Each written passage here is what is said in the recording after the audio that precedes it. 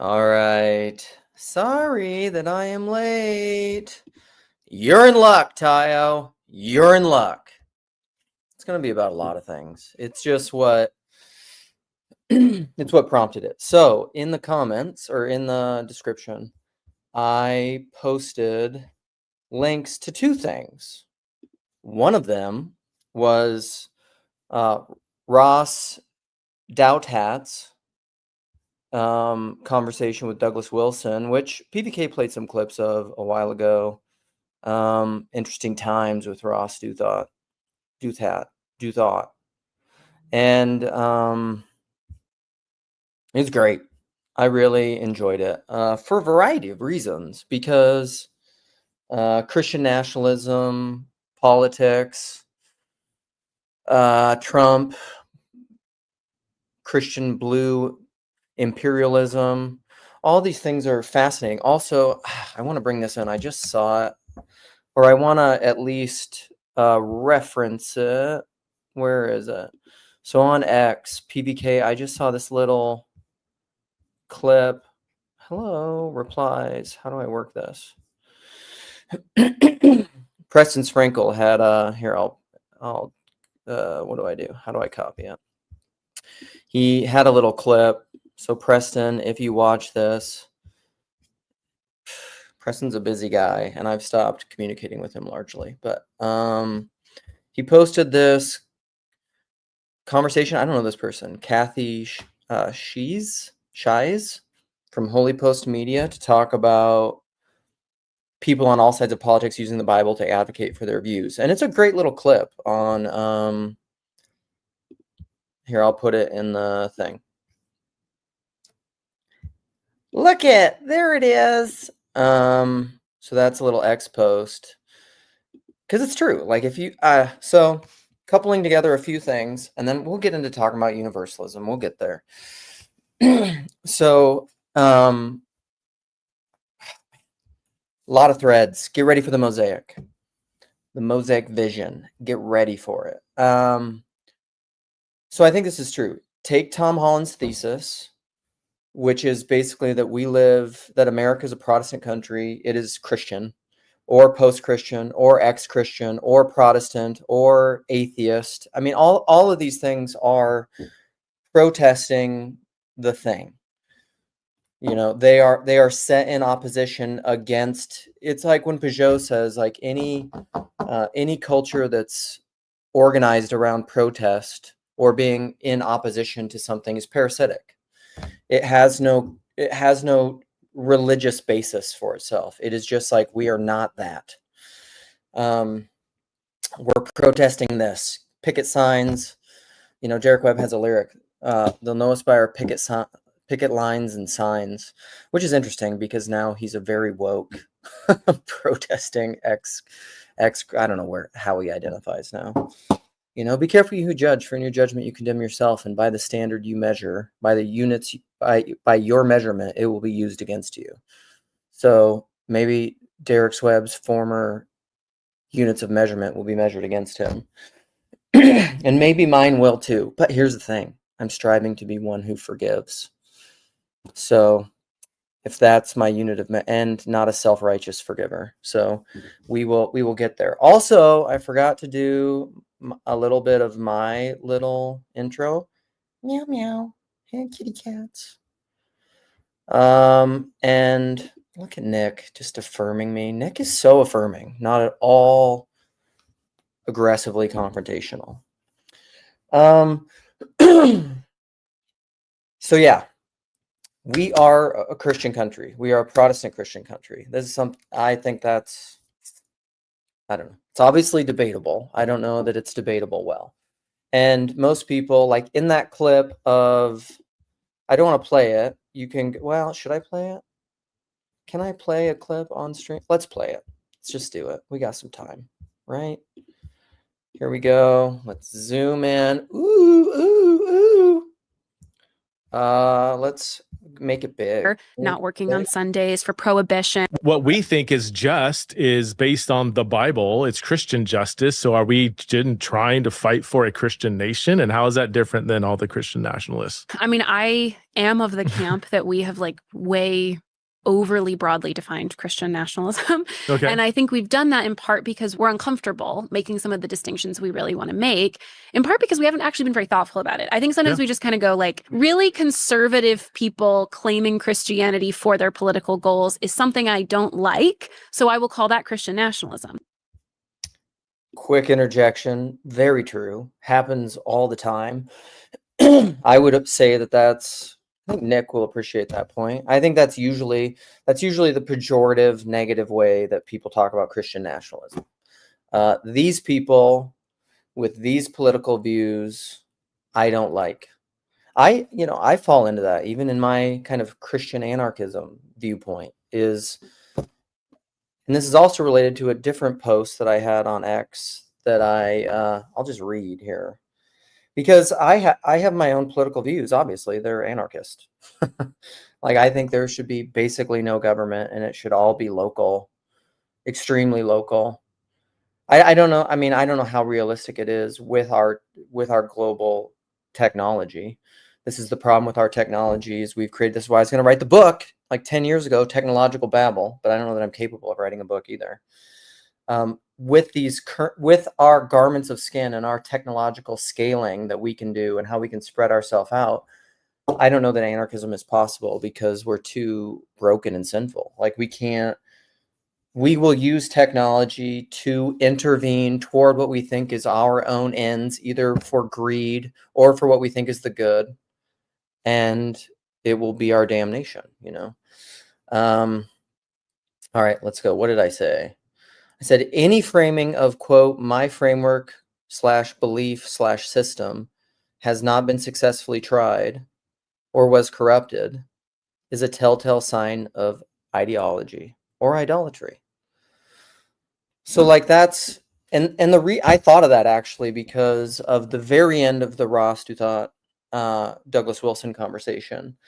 And I thought Ross did a great pushback and Douglas owned it a lot, and it's related. We'll get back to the X clip because Wilson basically said, being a post-millennial Calvinist, he basically said, look at any area of the world that's basically first world and flourishing, and he's like, those are Calvinist countries. Like that's essentially what he said. Go watch it yourself if you doubt me. And then Ross pushed back. What did he say? Let's play it. Because I can't remember what he said. We will get back to the press and sprinkle thing. The ending. Bam. Okay, we'll have a little clip here. Sorry, I don't have YouTube Premium. All right, we're going to switch screens. We'll come back. We're going to come back and finish this. Because she just got done saying, like, most people just think of Christian nationalism as these are people who are imposing views that I don't like. But then you have views that you like that you would want people to either impose or not impose. My Christian anarchism would be like, I would like people to impose as little as possible on other people. Like absolute, and people might just say that's classic liberalism, but all right, let's share this other screen. We're going to play this section, right? Protestantism. I don't think it's stolen valor to say that Protestantism and Calvinist Protestantism in particular played an essential role in the building of the modern world. I don't think it's at all false to say that through Protestantism, various important critiques and correctives to medieval Catholicism. Right. And would Sam say it's Protestantism or Unitarianism combined with moral therapeutic deism onward? Entered the world. I also don't think that it's wrong to say that some of the things I've been defending to you about liberalism in this conversation come out of the Protestant inheritance. Right. I'm from New England. My ancestors include various Congregationalist ministers, right? And I would be a poor, descendant of those people if I just said, everything they did was outside of God's plan. I don't think it was. But I do think that what you see in those last 500 years of history, right, is that Calvinism burns brightly as a movement of moral reform and correction. But when it burns out, it yields the landscape that you yourself are sitting here deploring, right? Right. In the United States, the great Calvinist institutions, like my own alma mater, Harvard University, are now, the heartbeat of Woke city. Woke city. Holy cow, our best intentions and our best laid plans, when we apply them broadly, systemically, pave the road to hell and the thing that we don't want, Christ and Antichrist being a hair's breadth. Weird if we try to overexert our will on the world and control things towards our ends, our vision of utopian heaven. It ends up bringing about the other. We try to bring heaven down and we bring up hell. Strange. Yeah. Right. And so I guess, my last appeal to you is to consider that, in the fun that you plainly have in sort of pushing toward Puritan New England and saying, maybe we'll have the stocks, maybe we'll stone some adulterers and so on. That's going to piss off so many people, And Douglas Wilson is that way. He's not afraid to piss you off. He'll just be like, maybe we'll stone some people. Ha, ha, ha.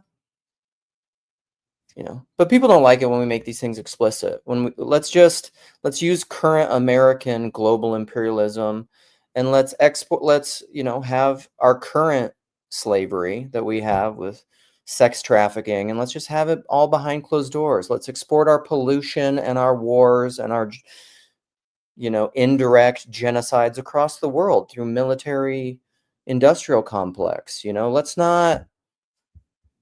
Yeah, he's definitely saying woke equals hell. I mean, Douglas Wilson will. And so the point is that out of which all the things Wilson is advocating for came all the things that now he despises. So that's the point Douthat's making. You are setting in motion the same cycle where people come to you because you offer a zealous and intense form of Christianity, but the zeal gets out of hand and the hangover is wicked. Right. So I can agree with much of that. Cotton Mather, to quote a New Englander, said, faithfulness begat prosperity, and the daughter devoured the mother. So what happens is, I believe, as a historical fact, that in times of affliction and hardship and 9 miles of bad road, Calvinists generally shine. And I also believe that there's a blessing. This is related to my tweet that I read, As a general rule, Calvinists shine. And this is the fruit thing. Like, look at my tradition, look at the fruit. You'll know them by their fruits, all that kind of stuff. And in general, and this is why I say this is a big aspect of personalist knowledge and personalism, is that no one ever knows anything in general. You only ever know anything in particular. You search the scriptures because in them you think they have life, but it's they that teach about me. I and the Father are one. You've seen me, you've seen the Father. How do you know the Father? Through me. How do you know Jesus now? Through me. Through Christ in me. You don't know him as some historical abstraction. Okay, hold on. It comes from that, and the blessing frequently devours them. So it's like the warning is well taken. So we are in our current mode. We're building, we're founding, we're establishing, we're doing all that. So we're in that mode. How will our great-grandchildren do? I'm a great-grandfather now. And when those kids are 25 years old, how much of what we have done will they take for granted? The transition from generation to generation is always the challenge. And because Calvinists have been so successful and they work so hard, they oftentimes bequeath substantial resources to their grandchildren and great-grandchildren. And as it says in Deuteronomy, Jeshurun waxed fat and kicked. But maybe if in that work, they restrain themselves slightly from certain excesses of zeal and intolerance, they might be so fortunate as to see their great-grandchildren become not secularists, but merely Roman Catholics. But here's the good news. I am holding back. All right. On that note, Doug Wilson, thank you for joining me. Thank you.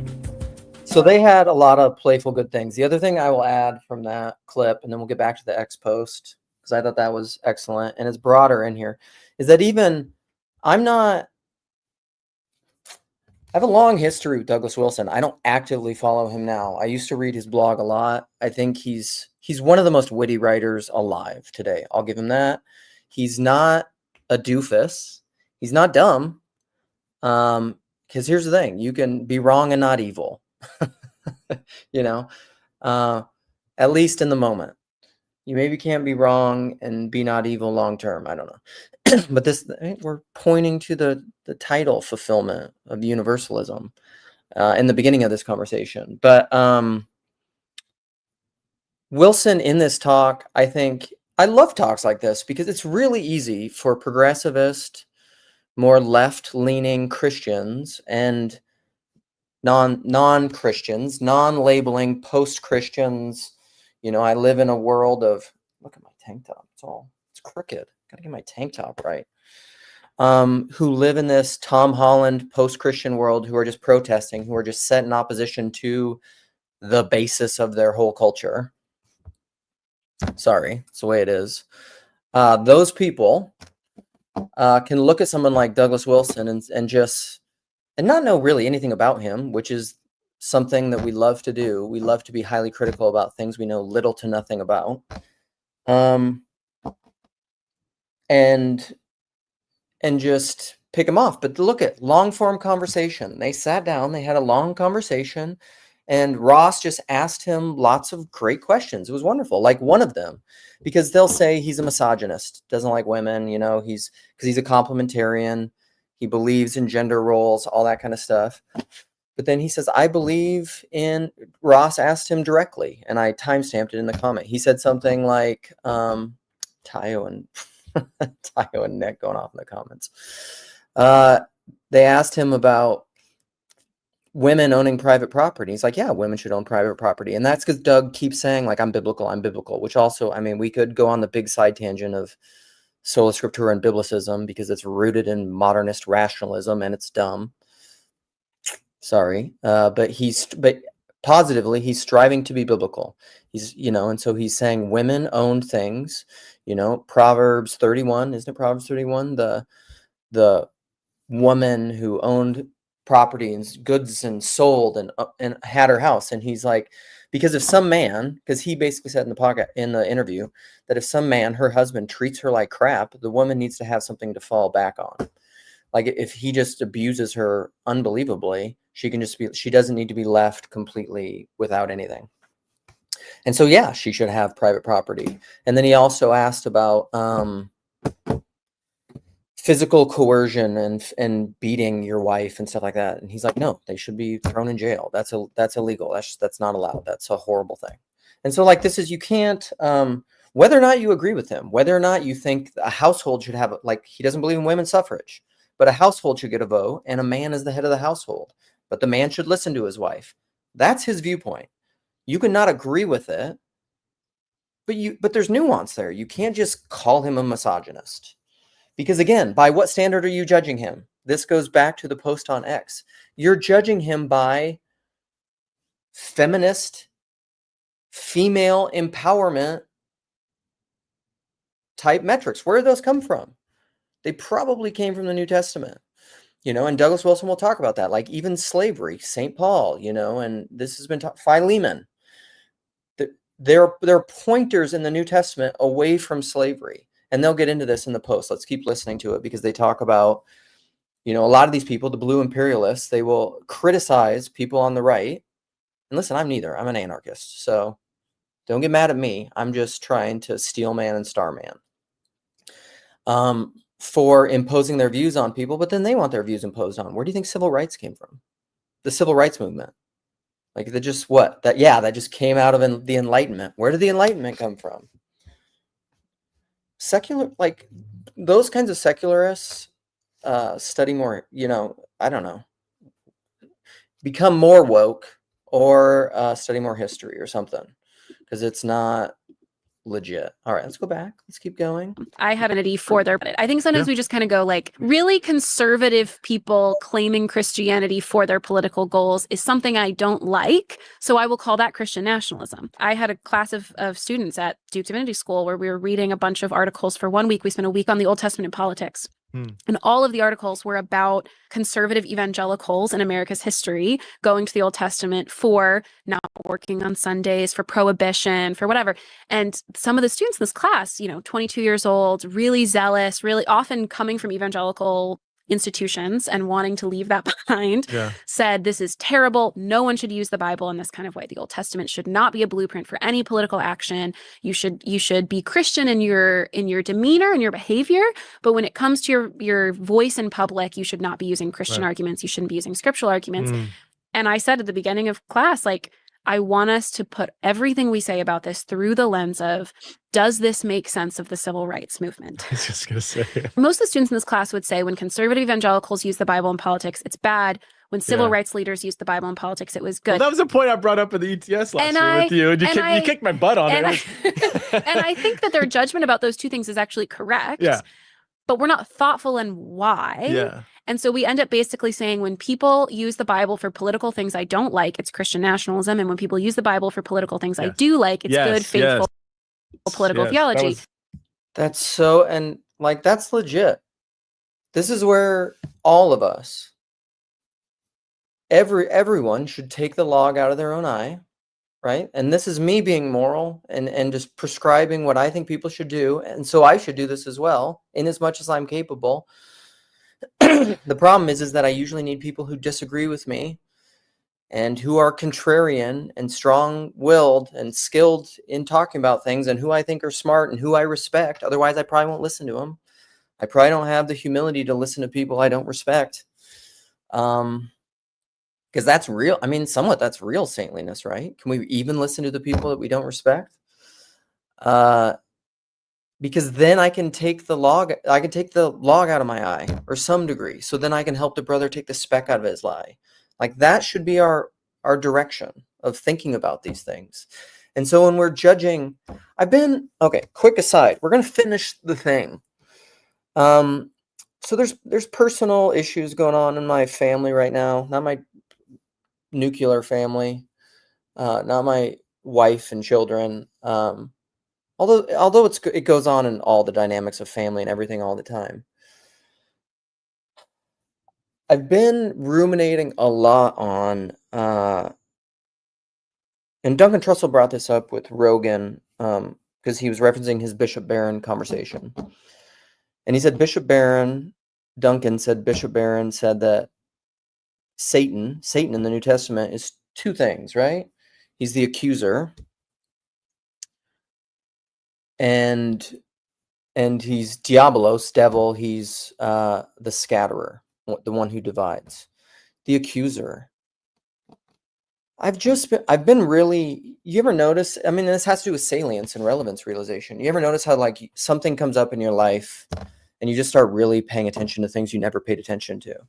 Like, we were planting a tree. I've maybe spoken about this before, but we were planting a tree in our backyard many years ago when we moved here. And we decided to plant this oak tree. We ended up planting a pin oak, which is not what we wanted to do. We probably really love bur oaks. I mean, they're both just different species of white oak. But we planted it. We rushed it. Fools rush in. We rushed in. We planted the pin oak. And we realized after we did it, and it was in there like a few years, or a year or whatever later, after it was already planted, but we'd bought it and all that stuff. And we were just like, this is not the tree we wanted. But then we're also kind of nostalgic as a family, and I don't, and I'm like, well, now this is our tree. We're going to love this tree. This isn't like I'm a pretty committed person. I'm marriage is everything, and so I'm like, I committed to this tree, come hell or high water. I like this tree, also a great movie, Hell or High Water. Watch it. And so now I'm pruning it in a way where I'm trying to make it a bur oak, pin oak, but we'll see what happens. Maybe I'll have to have Nick and Tayo come in and hash this out when I'm done. I haven't even got to Universalism yet. Really fired up in the comments. We need to get some face-to-face dialogos, oppositional processing to work it out. But all that to say, I started paying attention to trees. Or now I'm doing some landscaping in my yard, might put in a patio. You start paying attention to rocks, and all of a sudden, Karen Wong, what have you studied so much that you realize there's no end, there's no bottom. Trees are like that. Start studying trees.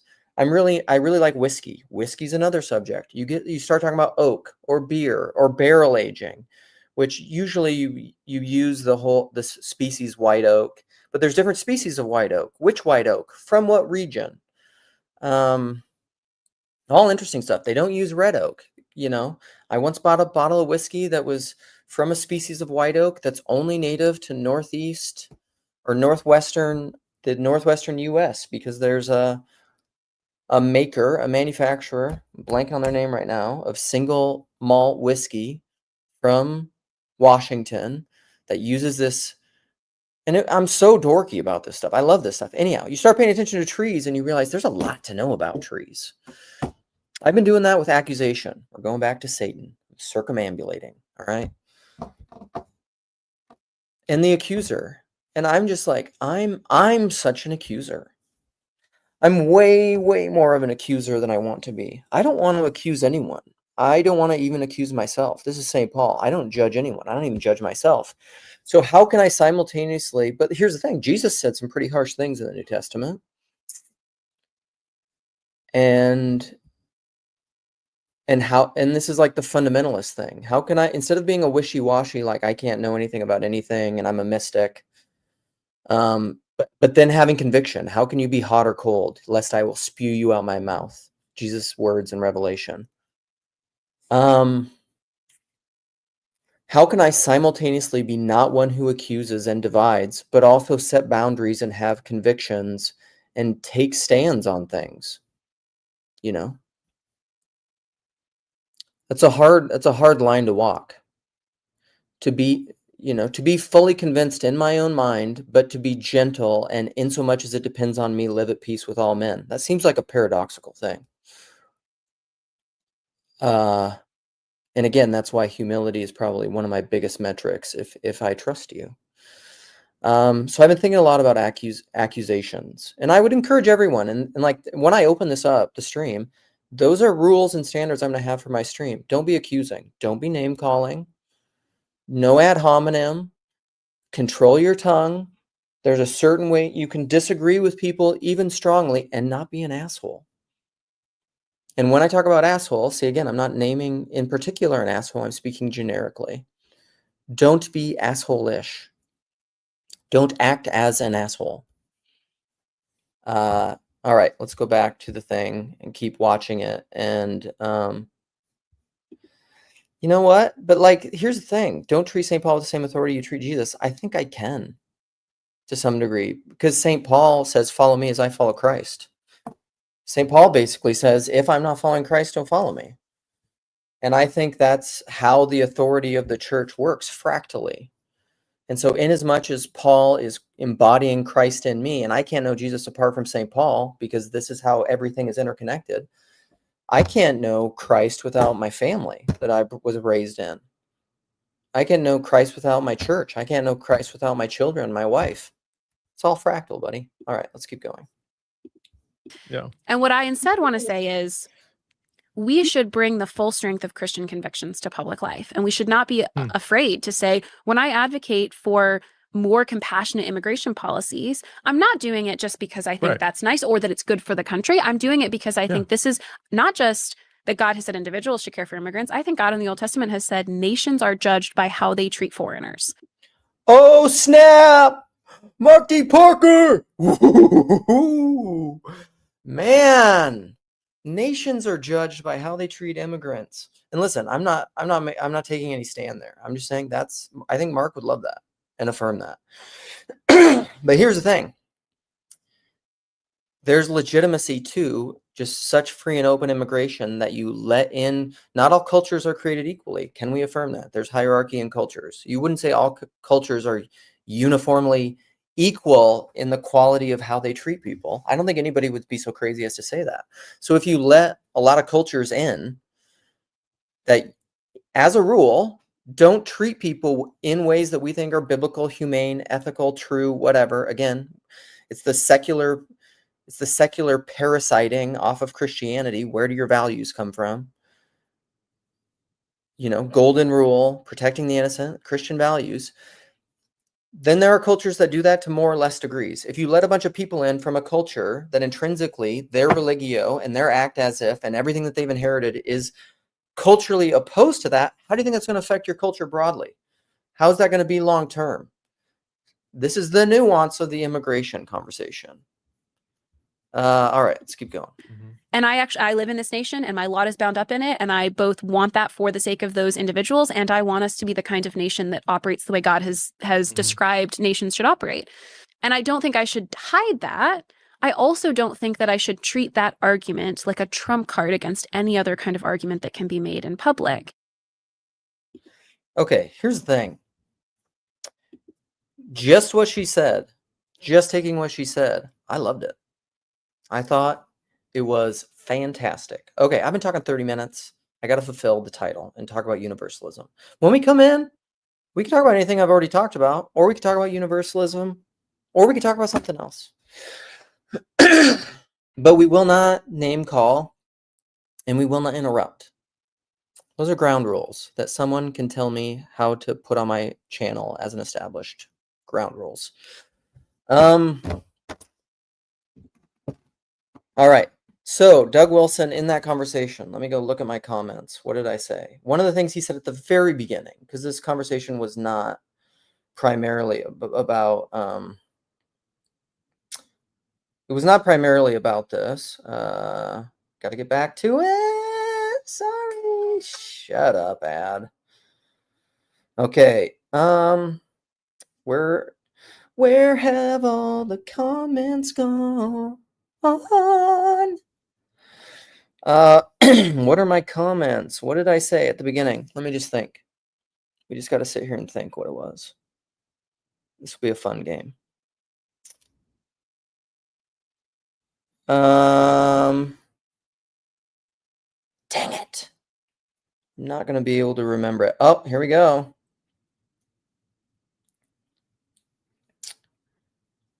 So I found one of them. Where's the other one? Because it was about double predestination. That's what it was. Oh, he asked him about double predestination, which is basically that God has foreordained before their birth, before they, based on a really poor exegesis of Romans 9. Sorry, Calvinists, because it's excluding the rest of the argument, the fullness of the argument, which has to do with Jews and Gentiles. So your argument collapses right there. Just talking about Esau and Isaac, or Jacob and Esau, sorry. It's saying, and I feel like Doug didn't even fight it. He just said, yeah, he's just like double predestination. Cool. And so he said, what was his response to it? Do I gotta just go look it up? How can I search for my own comments? Where is that? Double predestination. I put it on Twitter. Let's look it up that way. Or I put it on X. Screenshots of it. Okay. 7:56 is where it was. Should we just let him say what he was going to say? Should we just play it? Let's just play it. And then I'll comment on it. Okay, 7. Are we going to get an ad? 7:56. Boom. Oh, no, I can't full screen it yet. Sorry, guys. Working on it. Here we go. Full screen. Boom. Of it, Right. but there is an opportunity, a path that is open for every human being, even the people who might end up in hell. So we live in one hell of a screwed up world. Right? There are horrendous things going on right this second, right this minute, all over the globe. There are kids being abused. There are people being trafficked. There are wars erupting. There are rapes. There are murders. This world is a screwed up planet. And a reasonable sophomore would say, and who put it here? Who's responsible for all this? I mean, ultimately, fundamentally, who did this? Well, the answer is God. Basically, there's no slipping off the point. All Orthodox Christians are stuck with the problem of evil. And the only people who... Which again, interruption, isn't a problem. if the world is orchestrated to become one who forgives. And I would assert that that's what salvation is, becoming one who forgives their enemies, their spouses, their children, their brothers, their neighbors. Blessed are you when men revile you and persecute you and utter all kinds of evil against you for my name's sake. You know, Father, forgive them. They know not what they do. Forgive us our trespasses as we forgive those who sin against us. If you do not forgive others their sin, you will not be forgiven. Eternal damnation is God refusing to forgive people their sins. Is that a double standard? Well, he can do it because he's God. But we're called to be like God, right? How does that work? We're called to be like God, and we're told to forgive others their sins, or we won't be forgiven. So is that like God or not? Okay, keep going. The people who feel the force of that and try to get out of it are the openness process theologians, the openness of God people, where they say God's not in control, really. So that's not what they say. Number one, they don't say God's not in control. They say God is not a machine mechanistically dictating things. I mean, come on. They say the future is open. I mean, that's open theism. No one knows the future because it doesn't exist yet, because it doesn't exist in abstract. That's not saying, I've heard Greg Boyd talk about this specifically. It doesn't mean God isn't sovereign. He is sovereign in as much as he is sovereign over what exists. And I know people would say, like, well, God exists outside of time and linear time, and all that may be true, but like, that's a false characterization of it, Doug. Number one. Okay, keep going. That's how we justify him. He's not in control. But every Orthodox Christian believes that God's in control and decided to create the world with all of its gunk anyway.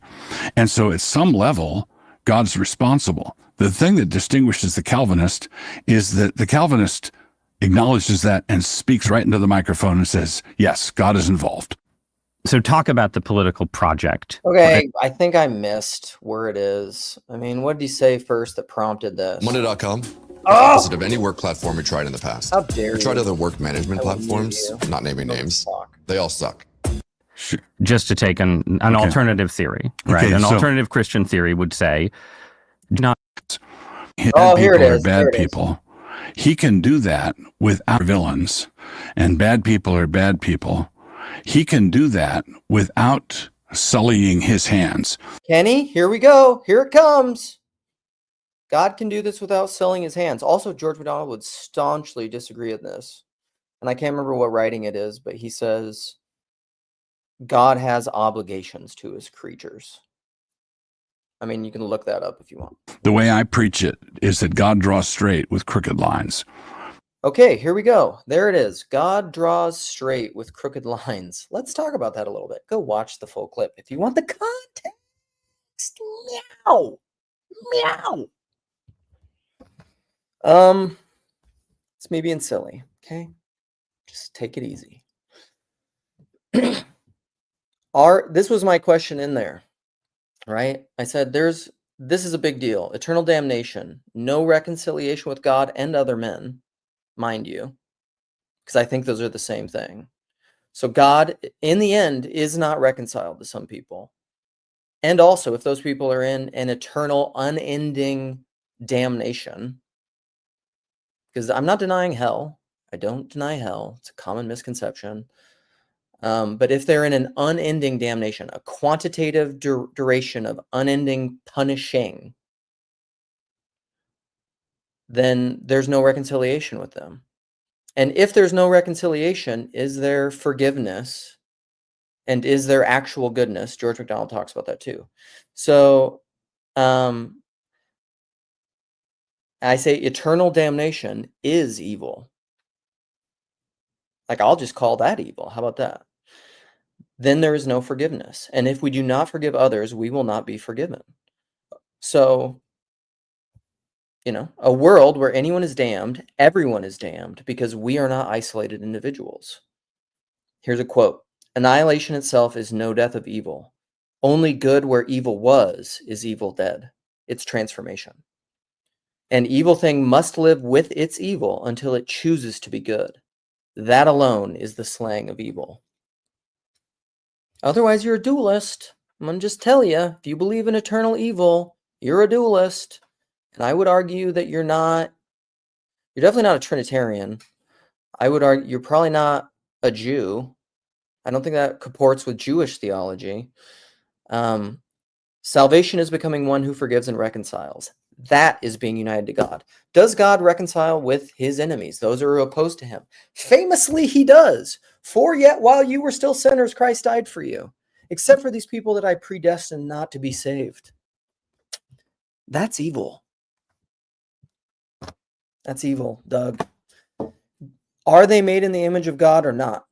Are they icons of God or not? Or are they crooked lines? And he can draw straight with crooked lines. Keep going, buddy. You're smart enough. Okay? It's not cool. And that's me just being very direct. Calling a spade. And I learned that from my good friend, my good online friend who doesn't know me at all, Douglas Wilson. All right, that's probably all I need to say about these things. I'll open it up because I've been talking 40 minutes. And again, remember the ground rules. I will post this. I will pin it. And we can talk. We can talk about whatever. But we're going to be kind. You know, it doesn't mean we're not going to disagree strongly. But we will not talk over each other. And we will not name call. Because that's what the accuser does. And this is not a space for Satanism. All right? All right. And then I got to get ready because we're going on a college tour. So does anybody buy Notre Dame? We're going to go to Notre Dame.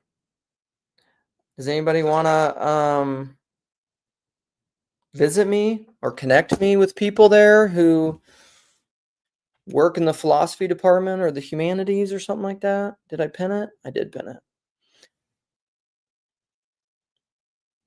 And all right. Here we go. Sartori's here. What up, Sartori? I will welcome you, and then we have a question. What's up, buddy? What's up? What's up? The question from Nathaniel says, I have a question. Why should we agree with McDonald that evil cannot be done away with by eliminating it? I would probably say that's my dualism thing. Because if you don't think evil is eventually done away with, then it's eternal. It exists forever, and inherently it's a part of God. It's ultimately it has to be reconciled in God and transformed through the act of forgiveness and reconciliation, and that's the universalist perspective. Otherwise, you have to say it's eternal and is never done away with. That's what I would say. Michael, what up? Well, there's lots of thought-provoking stuff in there. I mean, I kind of always am like, I just get to the point of like, yeah, sure. I'm hopeful universalist. I mean, and I think that there are I have more nuanced thoughts about the whole thing. Like, I think that kind of traditional Calvinist, the way that it pits like the elect versus those who are not elect, I think that is not necessarily a duality. Like, I think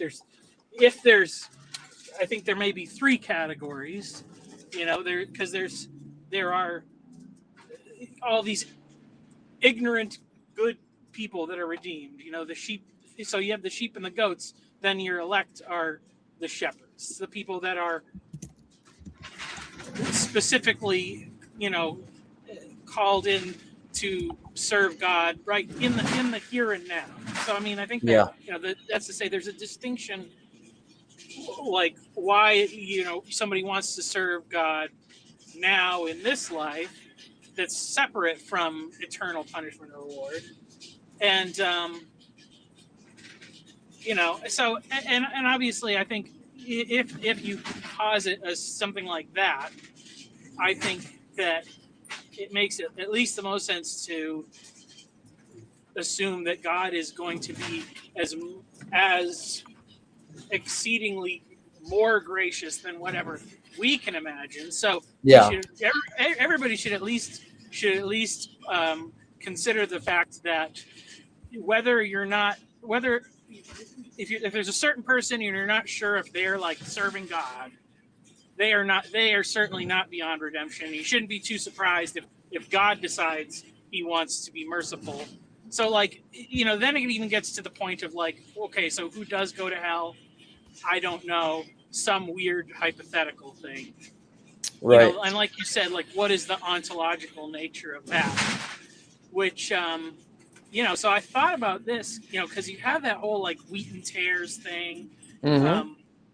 And this is an interesting thing because considering like where are we in the history of the world, we're coming up into this age with all this technological ability. So Damian Walter, he has a really good, on the science fiction podcast, he has a really good essay about Blade Runner. And he says it's an empathy test. And because he's saying that essentially, according to like the novel and the movie and all that, like the difference there is no distinguishable difference between humans and replicants, except that the replicant is called a replicant, or and it's created. But as far as like human perception, like we can't tell the difference. So just to say, like, if humans are able to create artificial humans in a way that completely fools our human senses, Mm-hmm. what is their ontological status in the afterlife sense of things, or in eternity?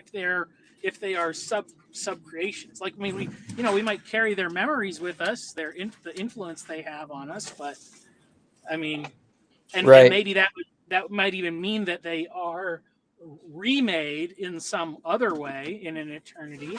But so that's an super interesting point. I think you should have a conversation with Jason Schweizer about it, because he's said a lot of similar things about AI and replicants. I love Battlestar Galactica. That's like largely what that whole show is about. And that is the question, right? A little bit. Like, I think this is what it means. This is fractally, I would say this is often the confusion between, I've said any meaningful intellectual conversation is about the nature of the God-man relation, creator and creature. And then you have to ask what's happening in your Christology with Christ, which is what Chalcedon is all about, is like, what is the distinction between God and man? And what is the nature between Father and Son? Like that whole thing. And then what does it mean to be made in the image of God? What I would say is that, like, we say this kind of stuff in the Orthodox Church and Christian theology, is they're called things like, they're co-eternal. They call the Trinity pre-eternal sometimes in the liturgy. And then we'll say things like, Christ, who without change became man and was glorified. Oh, Christ our God, trampling down death by death, who without change became. So I'm just pointing to all those things and saying, what I think that means is that in the same way that God is infinite and indescribable, uncontainable, all those things that you get in all these great hymns that I grew up with, so is Christ, so is Jesus. And then if we are called fractally to be Christ in me, to be united to him, like, what happens when you unite the finite to the infinite?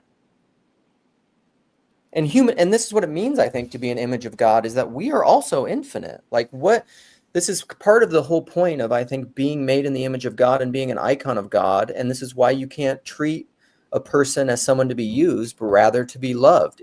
A human being is infinite. This is David Bentley Hart's "We Are Gods." yeah, Like, this is what he's talking about. And so, like, I don't.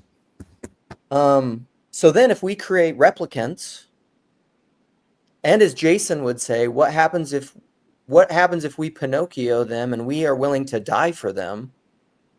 What happens to them? Because when are we made fully human? When Christ died for us. Why would it be any different fractally for replicants? yeah. I mean, I think so. I think this is probably in an ultimate sense something that's like impossible to figure out. But practically speaking, I think it's good to think about, because I mean, just think about this, because the problem, I think, is, and especially when we think about created things, technology, it's the same dehumanization problem that people had with like slaves and stuff. Whether you're on the Paul Kingsnorth side and you should be like, we need to be mean to them and just not deal with them, or you're on the like Silicon Valley side and you want to be like, let's create these things so that we can abuse them without guilt. Right. both miss the mark, because on the one you're going to be suspicious of these things, so you're not going to care for them properly. On the other hand, and this is where I think it's almost like, but I think the Silicon Valley types are actually in a better position, because once you start putting that time and effort into creating something, your desire to treat it as a utilitarian means to an end is going to lessen. Because if you think about even like art you make or stuff your kids make or something like that, it's like you invest time into it and it becomes like precious to you. I mean, at the same time, it's like, then, okay, so let's say the house catches on fire. It's not a hard choice to choose between, do we save the kids or do we save the kids' drawings, so, but the more we invest into those other things, the more precious they become. But that means your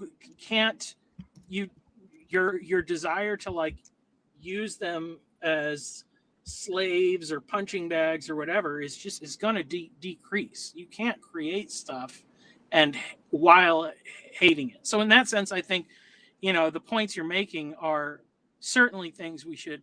Yeah, it doesn't make sense. It doesn't make sense that God creates things for the purpose of seeing them suffer or whatever.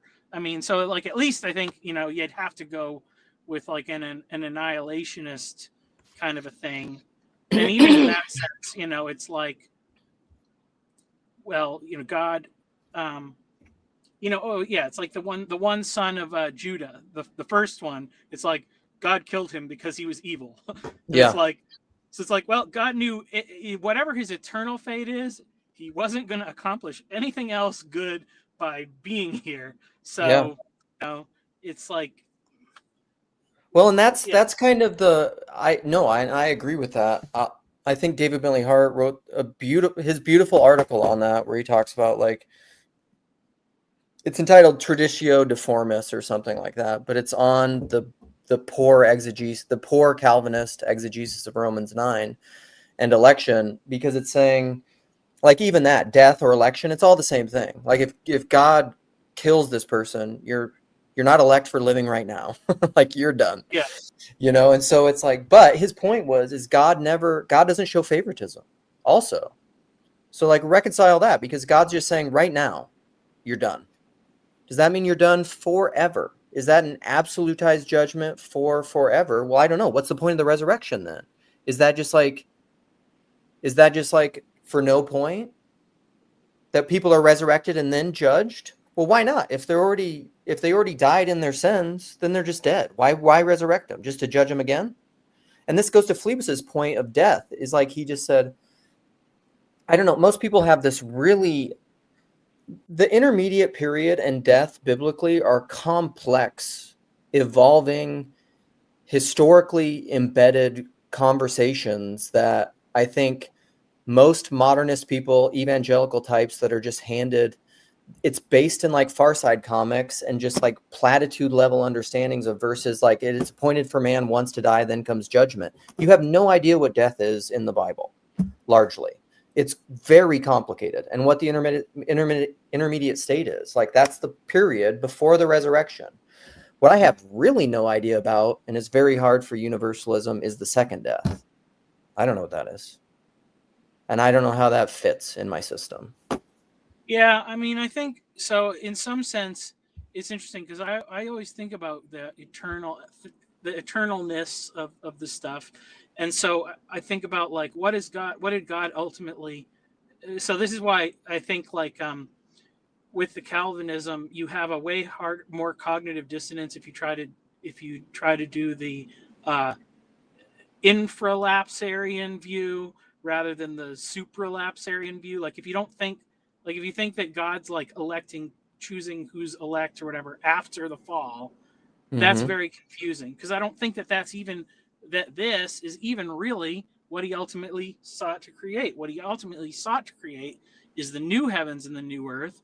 We're kind of like going through the prototyping of it. Like, how does it, like you have to, because if anytime you try to create something, like you might receive, like if you think about like Noah, he may have received like an image of like the ark, like this is what it's supposed to look at like.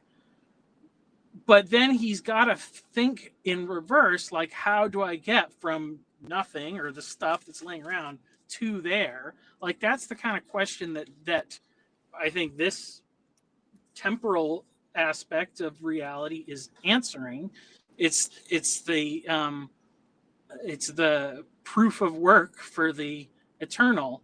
So so in that sense, there may be things sometimes you create things that are not every aspect of every creation is redeemed or is meant to be redeemed. You know, it's like if you build a cathedral, you're going to build scaffolding to support it. And then when the cathedral's done, you don't need the scaffolding anymore. The scaffolding is also a intricate creation. There's a lot of good stuff in it, but it doesn't have the same eternal value. But the like memory of it is still eternal. You know, the presence of the cathedral points to the fact that the scaffolding was, even if it's not right now. So I think about it a lot, just in that sense of like, how the heck does God set out to create the thing that he wants? And he probably does a better job. You know, he's recycling all the sawdust and turning it into other useful things. So like, but you know, if there's some remainder or something that gets swept away in the end, I guess it's something. It's stuff that we won't be mourning, and I don't think it's probably human beings. And you know, Yeah, I mean that's for sure. For the slight momentary affliction is preparing for us an eternal way to glory beyond all comparison. Like that's, or it's like Tolkien's idea of, I think he talks about this in Leaf by Niggle, or Nate said it really beautifully in his little, I don't know if it got recorded, the beginning of his Northwestuary thing, where he said, essentially no good thing is ever lost. Like anything that is good is real, and everything that appears to not be good is either a false seeing on our part, or it's in a phase of becoming and transformation. I mean, that's basically my viewpoint. And a lot of it has to do with time. Like even when you were talking about it, that's probably been one of my biggest changes in perspective. And I don't even know if it happened when I was Orthodox or when I was becoming Orthodox or now, but I don't think of time linearly. I mean, I do, but it's also more than that. And I mean, we know this because of physics too, like watch Interstellar, time's relative. And so like even this, the present and the eternal, like I think those two things are interfused. That's what the incarnation is about. Like the eternal has come into the present. And so it's almost more like it's the toroidal structure that I talk about, the torus. It's like the ripple in a pond. It hits here and it permeates out everywhere fractally. And so that's why, like Maximus said, Christ is creating from the cross. That's why you can say things like, this is why you cannot be, sorry about all the coughing. You cannot be a nominalist that's just saying these are mere metaphors, but like when Moses struck the rock in the Old Testament, that was Christ. When Christ, the lamb slain before the foundation of the world, that's not just not real poetry. Like he means it. The lamb was slain before the foundation of the world, but it also happened in history. It's like a quantum thing that exists in the eternal now, but also in linear time. And so all that to say is like, I think a lot of our false systemic framings on it have to do with seeing things mechanistically and linearly. Yeah. You know? Well, yeah. I mean, I didn't even think about that with like, so, you know, I would tend to say like like I don't have a problem with the more memorialist view of like the Lord's Supper, because I don't see how you can ever eat anything or drink anything that isn't the body and blood of Christ. Yeah. So it's almost like the kind of high church views to me are like, I see the purpose of trying to elevate it, but it almost creates a weird, and I'm sure it's certainly a means through which God will meet us in our faith and understanding and perform all kind of miracles, but I don't think that it's necessarily like it actually seems like a lower view to me in some ways. If you think that the body and blood of Christ is present in that bread and that wine, but only there and not like in everything else that's keeping you alive and sustaining you. Well, I think it's an acknowledgement of both. I think Peugeot spoke about this actually pretty well. What's up, Jason? Just a sec. Finish a thought, and then we'll welcome you. He spoke about this pretty well in the Theology podcast, and I left this comment in here. And this is why I try to say instigating catalysts for conversation things like you can't be an iconoclast and affirm the gospel. You can't do it. And Peugeot talked about that because he said like everyone believes in hierarchy, whether they acknowledge it or not. Do you believe in sacred places? Well, people will say no. Okay, well, do you think your bedroom is more sacred than your foyer? Yeah, you do. Of course you do. Do you think, the Chartres Cathedral is more sacred than, the gutter in your downtown? Of course you do. You treat it that way. Is the Mona Lisa more sacred than this picture in this magazine? Yes, it is. So like everyone believes in those things. And so to say like a sacramental communion is more sacred while still acknowledging that everything in the cosmos is becoming one with the creator in time, it's a both end. Yeah.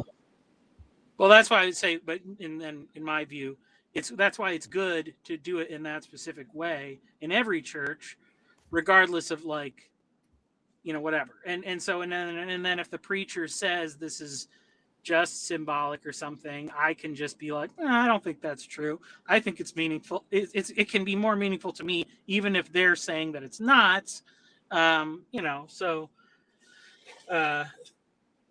Yeah. I think maybe. Yeah. So it's interesting when it gets into the. Well, I'll stop for there and let Jason talk. Yeah. All right. Nice to have you, buddy. What's up? The door just made a noise. I don't know. Number one, thank you for wearing a tank top.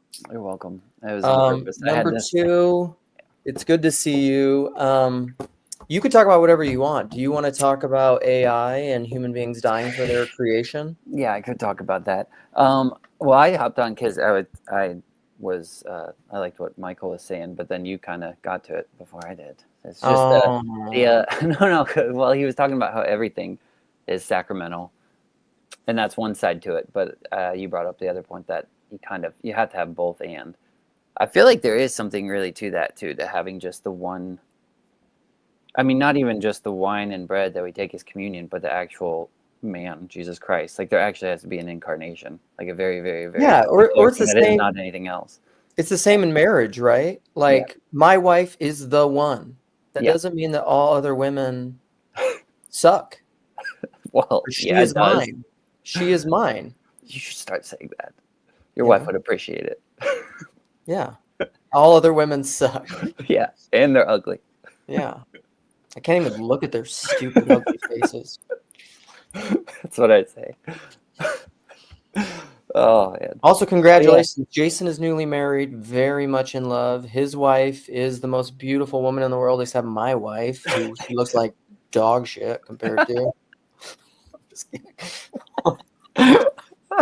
I'm just here for the name calling. That's a joke, and I can only do that with Jason because we know each other well. That's not name calling. I'm not. I know. I'm breaking my own rules. No, I do. I mean, the AI topic is always interesting to me, but I think that's just because it relates to everything, just to the way reality works. Like, I don't think you can escape that conclusion.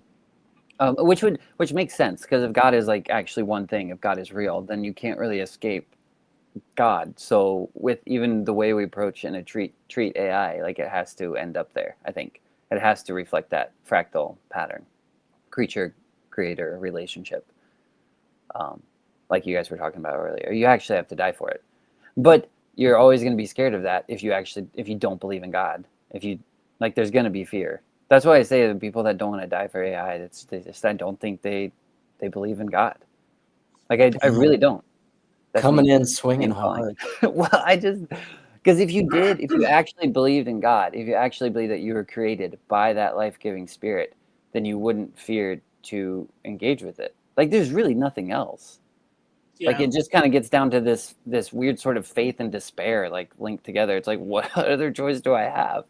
Like I just have to engage with that's that. what I've been saying, calling it like negative idols. Like I feel like there's a lot of people that are afraid of engaging with these things because deep down they fear that it might dispel their faith, and it might Right. dispel their faith if their faith is in some lesser understanding of it or whatever. But if you can make it through that, you'll be better off in the end. So I'm so glad Jed is here. Jed is also Get in here, Jed. Yeah, he should. Jed is one of the smartest people I know, and I think he's a good man. Why did I start with smart? God, intelligence isn't a virtue, by the way, Jed. Yeah. Remember that, okay? He's just an attractive man. That's all we care about. He's just attractive. He used to wrestle. We have that connection. Also, shout out, you should check out Gray's talk with Michael. That is no excuse. Cut your shirt into a tank top. That is rip your sleeves off and get in here. But Michael spoke with the corner's very own Gray Hamilton, and they spoke a lot about tennis.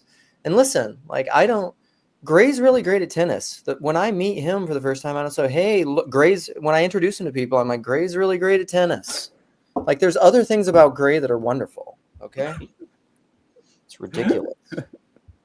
Well, that it was fun for me because I realized, like, I'm not a great TLCer in some ways because I do too much of my thinking on the page, and so like I don't. So then everything I make a video about, something that I care about like a little bit, or maybe if it's really important, I'll be like, I have to make a video because I don't have time to like fully explore my thoughts. But like it's good. So it's good. It is a nice thing for me to talk to somebody that knows something about a topic that I know nothing about, because then I get to have the experience of like actually participating in fruitful conversation in a way. Yeah, so it was good, and I super recommend it. Also, listen, Phlebas, I'm just putting you on blast. You can come in here and defend yourself if you want to, but I'm tired of you poking at me from the comments.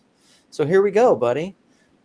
He's referencing once when I went with my parents visiting them around Easter, and I went to a Good Friday service, and they offered communion at a Good Friday service, which makes no sense to me. Because like, I mean, it's just like, it's Good Friday. Like, Jesus isn't dead yet. It's just, and like, why are you taking communion remembering the resurrection when it's Good Friday? Like, symbolically, it doesn't make any sense. But also, we went there, and it was an open table, but they said, they prefaced it by saying, this means nothing. It's merely a sign. They weren't talking about symbolism. And they said, so this is meaningless. And so I was like, okay, I don't know what to do in this situation because I don't want to dishonor my mother. I was trying to figure out what up, buddy? I was trying to figure out how to honor my mother. And I was really trying to defer to her. I was really trying to lay down my own convictions and desires and just do what she wanted me to. So then I just asked her, what do you want me to do?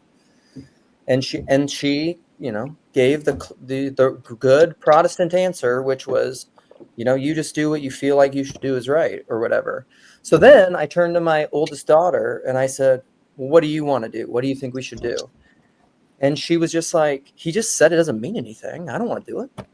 And I was like, okay, out of the mouth of babes. Doesn't mean so. Then we sat there and we didn't do it. It wasn't due to my own convictions. It was a place where I didn't really know what to do. So anyhow, That was on the same trip where we broke bread, and that was a sacred moment of communion to me. So was it the same one? I think so. When you were in might have been. Texas, It might have been. We Yeah. maybe joined that all together. Anyhow, Jed, welcome, Thank you. my friend. What's going on, guys? I Hey. feel like I should have. I do have a tank top, but I've got like horrible Where is farmer tan lines that I'm not going to inflict on anybody. Even better. Number one, I mean, we will love your farmer tan, but also wear more tank tops and don't have a farmer's tan. Yeah. Yeah. You I know? think I'm pretty sure I've cut every single one of my t-shirts into a tank top at this point. It just makes more sense to me now. I'm like, I haven't put an overshirt on, I don't know. Well, as you guys can tell, I'm so sculpted that it's just like I try to give everybody a break. Yeah. It's modesty. Yeah. Christian modesty. There you go.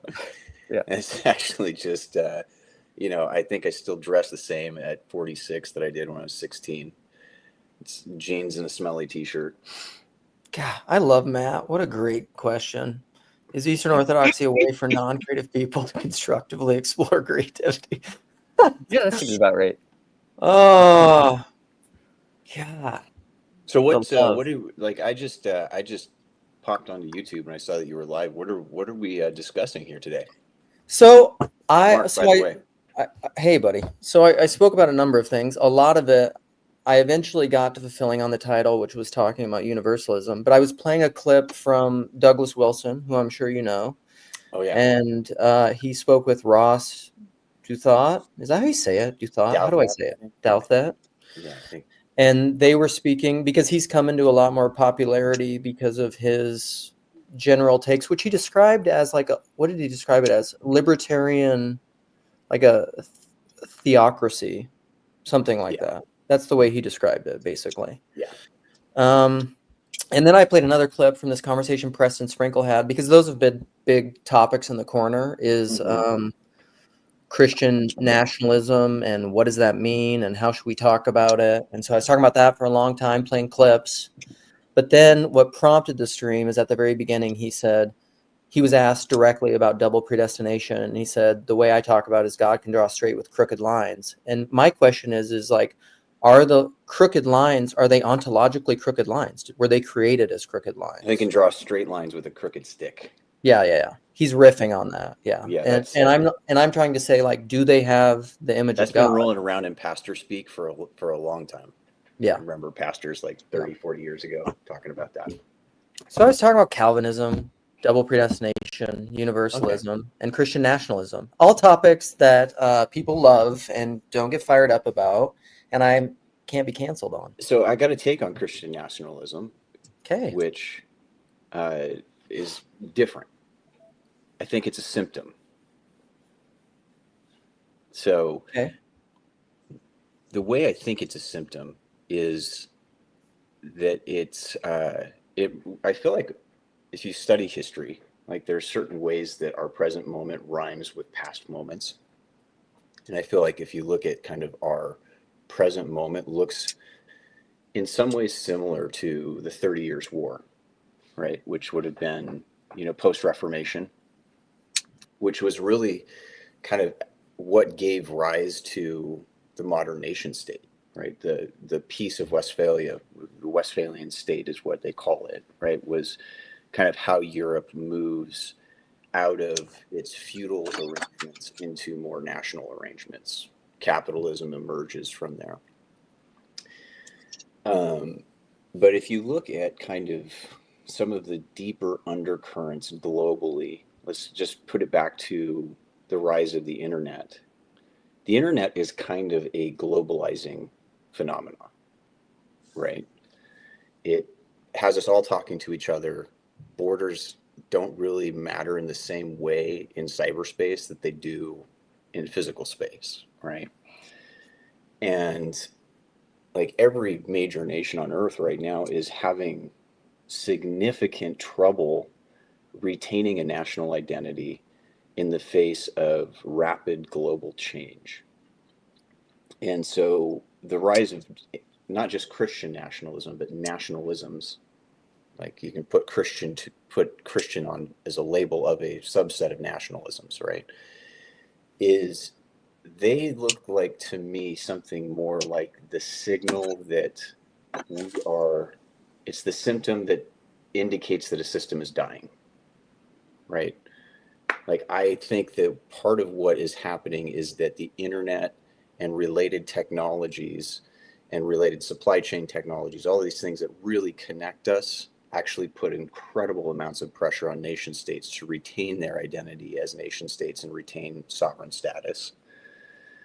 What that ultimately gives way to, some people talk about neo-feudalism. There's all kinds of different ways that maybe we arrange global and political power in the future. But I think that the nationalism is just a symptom of a dying system. And that it's kind of a last attempt of the system to crystallize an identity and keep it from having to change, right? And so without getting into like moral judgments on whether Christian nationalism is good or bad, to me, when I look at what the dynamics of Christian nationalism are, it's kind of like late medieval Catholics and Protestants still clamoring for and fighting for the medieval order, destroying themselves in the process, and a new order comes out of that.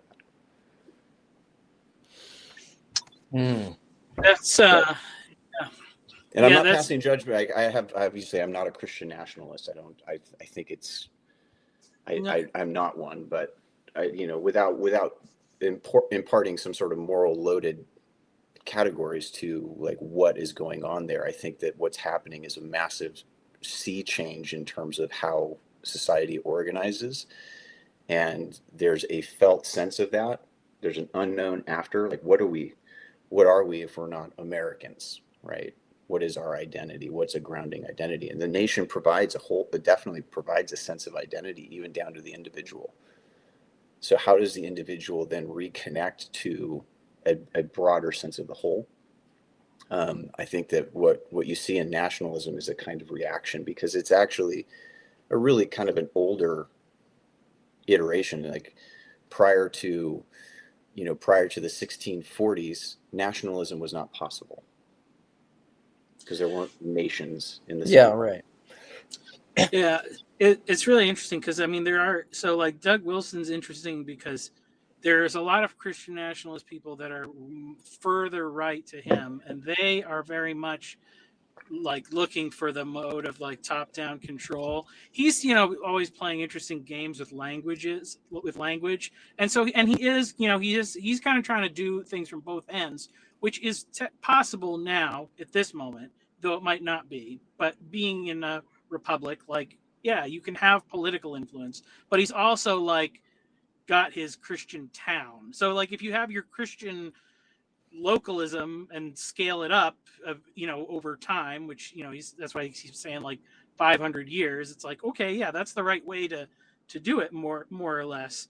I wanted to read something because I had written something that was very similar to what you were saying. I put it on Twitter.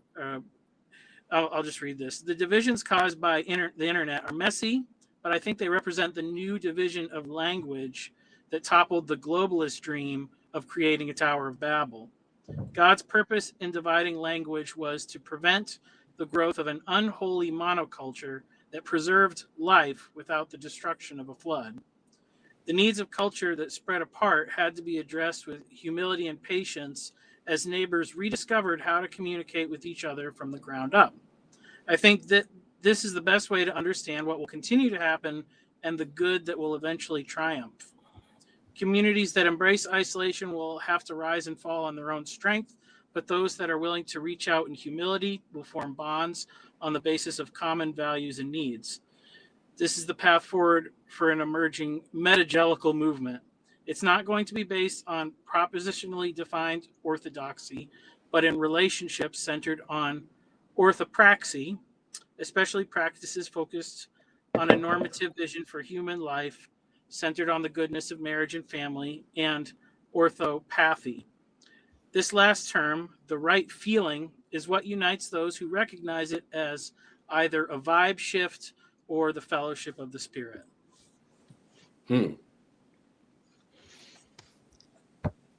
Yeah, I think it's largely good. I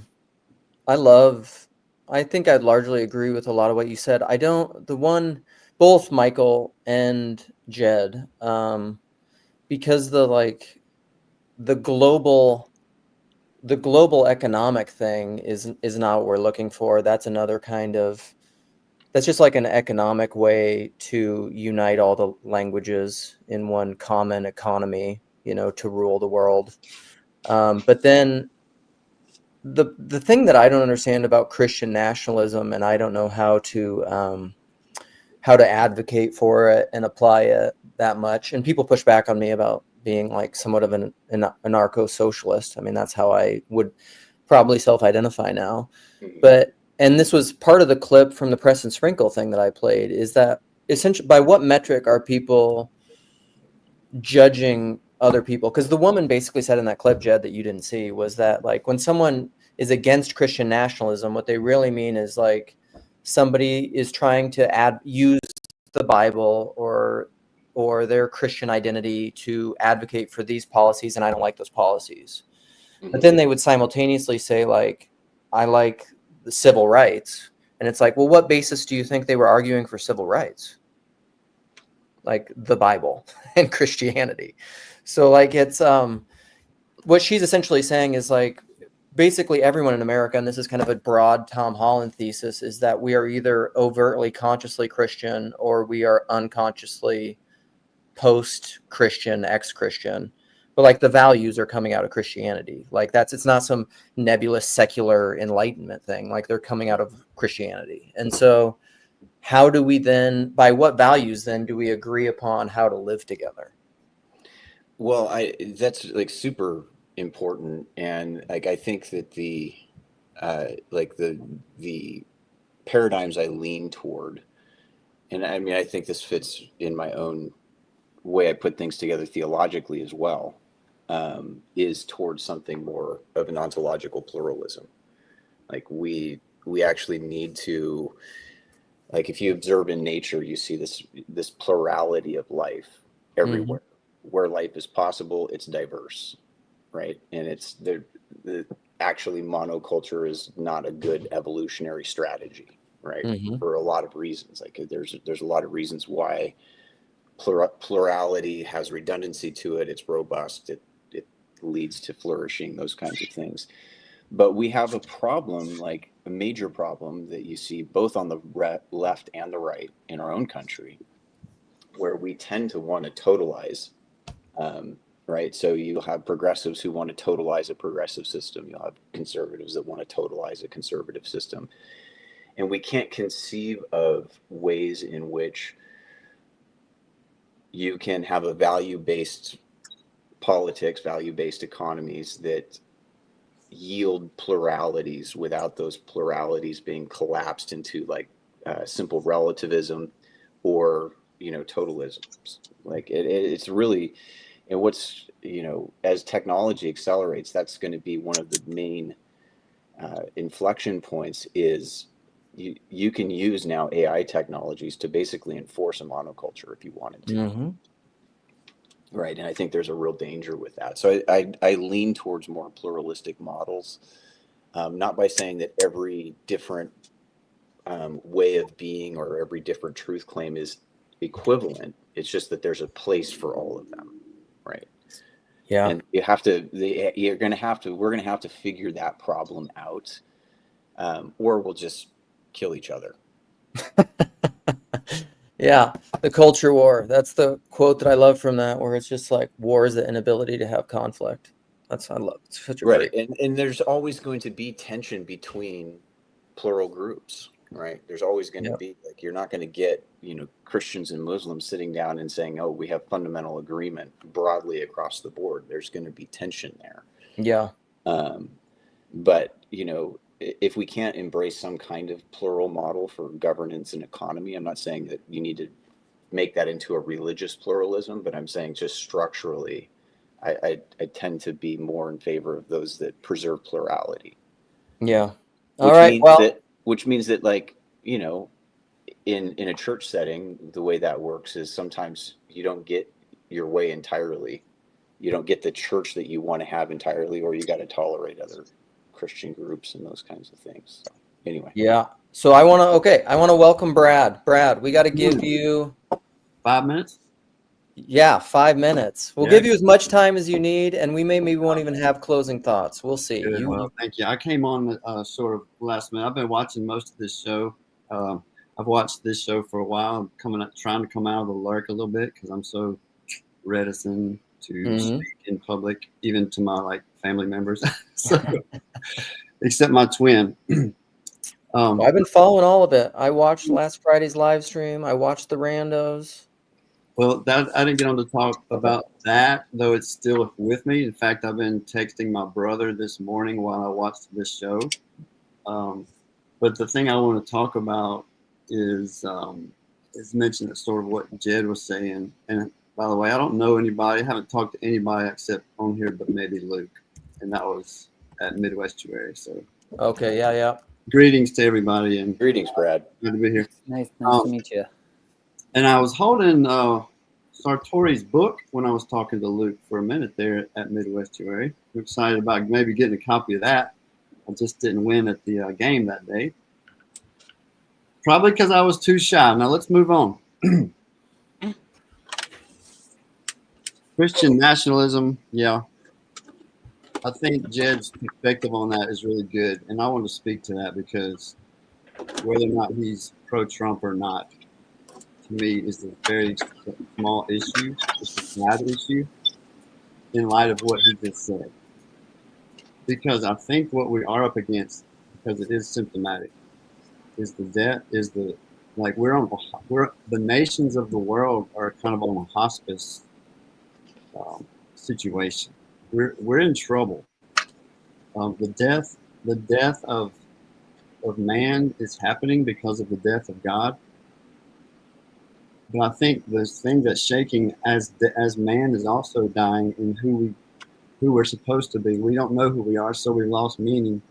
But simultaneously, nations are dying. We've seen this, in the 20th century, and it's continuing now. But what we're seeing now is the rise of humanism, not humanism, but anti-humanism. Transhumanism. I think it's all interconnected. And what I love about this channel is the relentless focus on the person.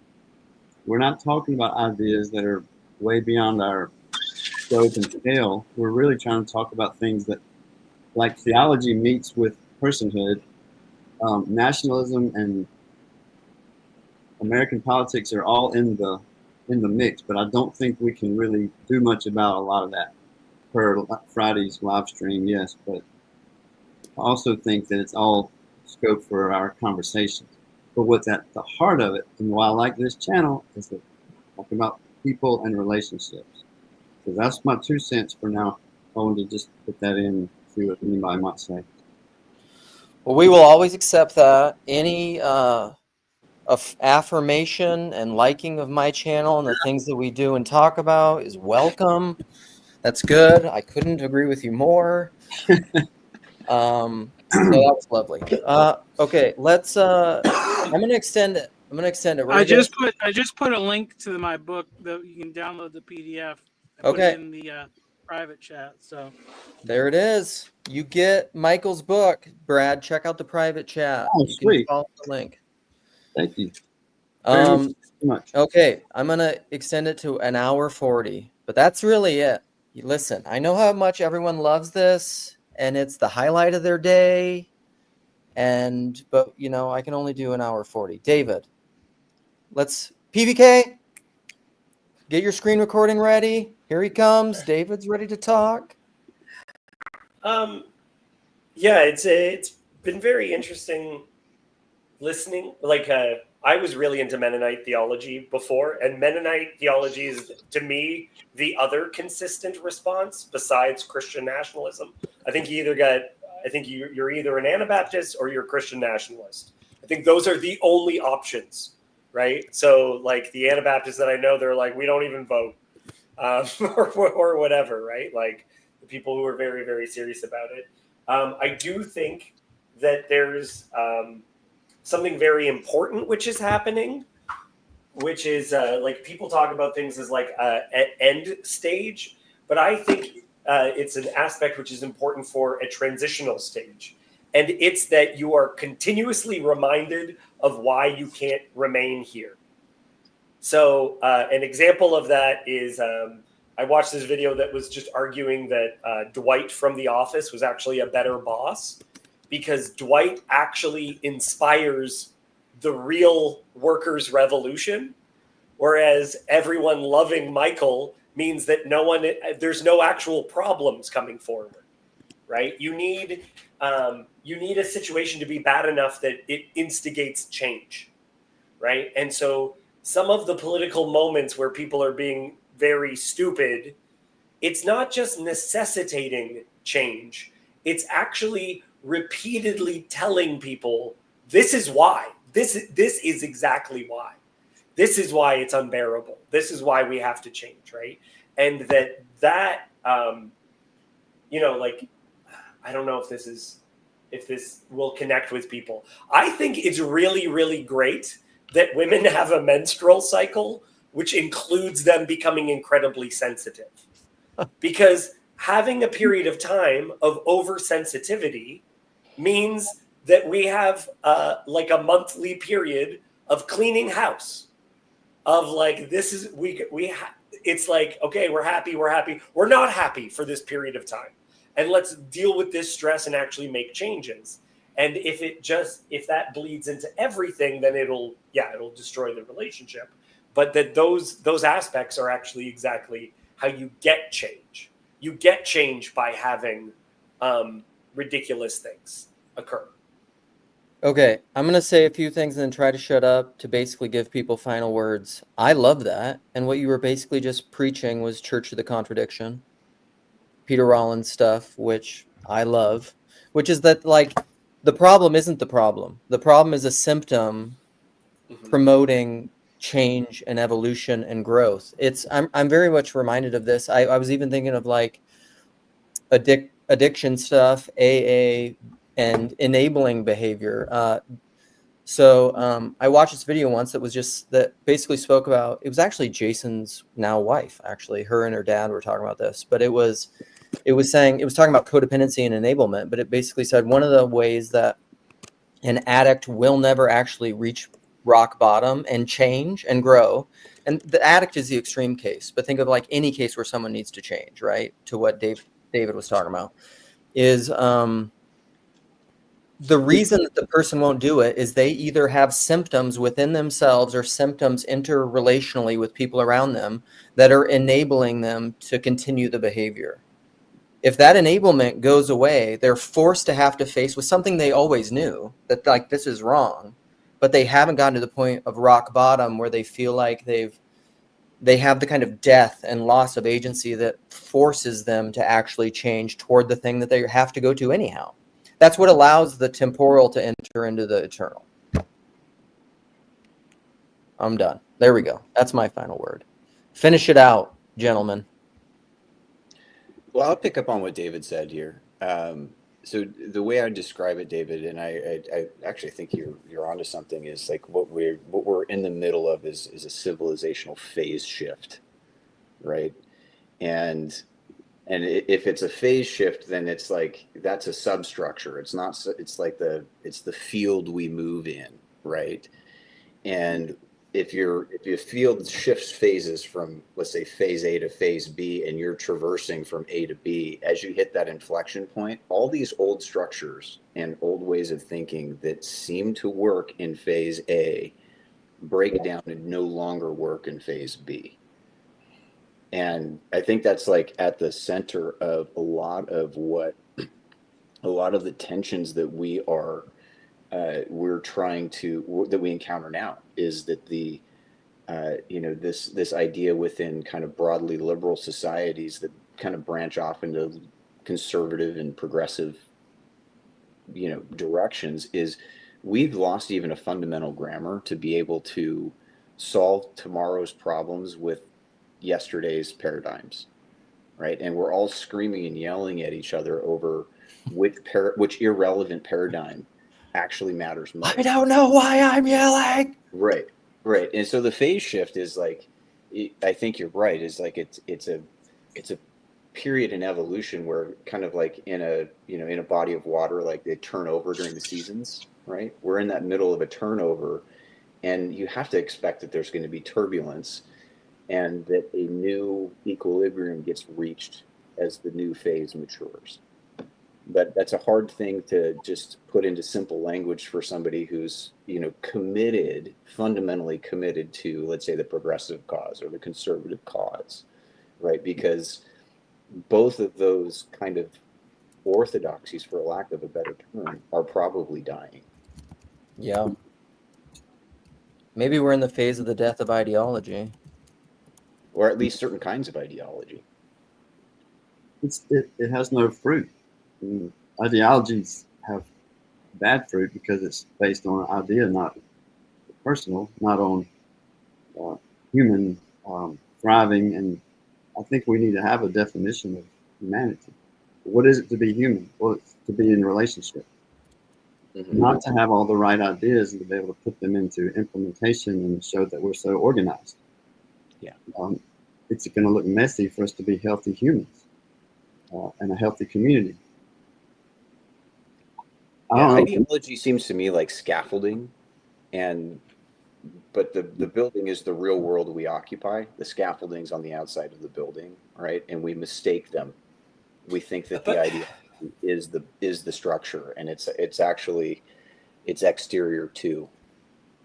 But okay, I kind of want to give in defense of ideology, because Glad. To some extent I feel like ideology is like anything that we're just the belief system we're not ascribing to. Is that to me, we are in a period of time demanding something fill a vacuum, and so we need another thing that fulfills ideology. We can't just reject it, because the communists and all of everything that's happening right now, everything that's exploding, it's exploding because they have to join a movement. There's no movement option. Yes, there is. It's called stillness. Yeah, no. That's the one thing we can't tolerate. No, I get, well, but that's, if you say we can't tolerate it, then you're just reasserting, like you're saying, wouldn't it be great if we could have paradise instead? It's like, no, well, what I'm saying is something a little bit more, I'm not anti-ideological. I think ideologies are highly functional. I look at them like scaffolding in a building. They're superstructure to the underlying structure, right? That's how we construct meaning. It's mediated through our ideas that then filter into how we shape things in reality. But you have to constantly repair, change them, update them, because right, and they can be highly they can have high utility. They can be very useful, but then they can cease to be useful, right? And there's a big mistake in looking at ideology as the structure itself, right? As much as I love Zizek, right? That's, I think, one of the weaknesses in his thought is he basically thinks that ideology governs everything. And it shapes things to a degree, but it's, in the absence of ideology, we're still going to be building.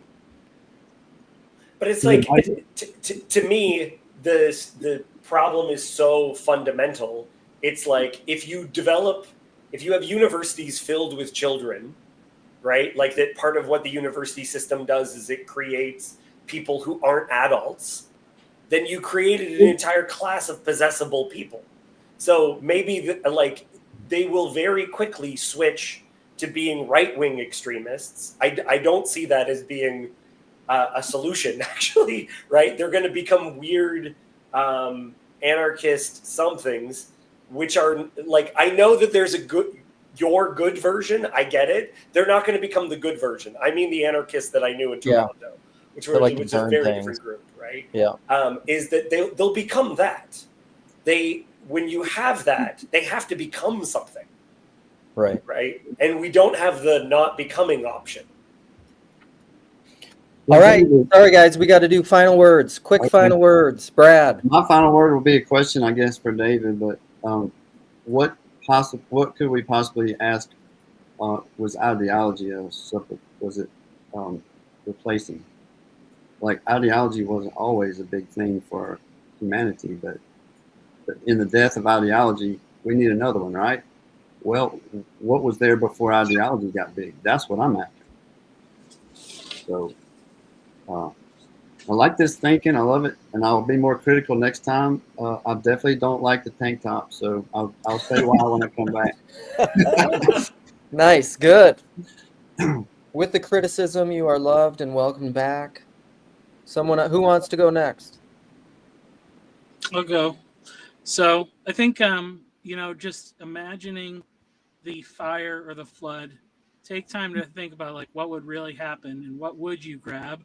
And then when you're on your way out of Sodom and Gomorrah, just don't look back. If you got what you need, don't look back. Good word. Okay.